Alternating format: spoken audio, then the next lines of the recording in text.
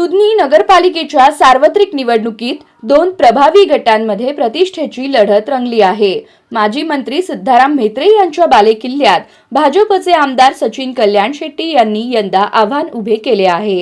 ही निवडणूक म्हेत्रे यांच्यासाठी अस्तित्वाची, कल्याण शेट्टींसाठी प्रतिष्ठेची ठरत आहे।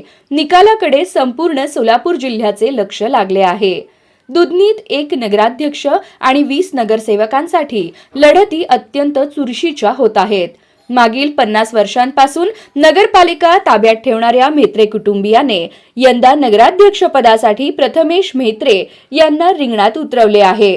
त्यांच्या विरोधात भाजपकडून अतुल मेळकुंदे यांना उमेदवारी देण्यात आली आहे।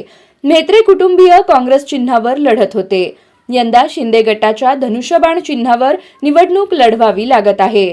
दुसरीकडे आमदार कल्याण शेट्टी यांनी प्रथमच सर्व 21 जागांवर उमेदवार उभे केले आहेत। म्हेत्रे गटात अब नहीं तो कभी नहीं या भूमिकेतून जुने नवे कार्यकर्ते एकत्र करून ताकद दाखवली जात आहे। भाजपकडून राज्य केंद्रातील सत्तेचा लाभ घेत पक्ष वाढवण्याचा प्रयत्न सुरू आहे।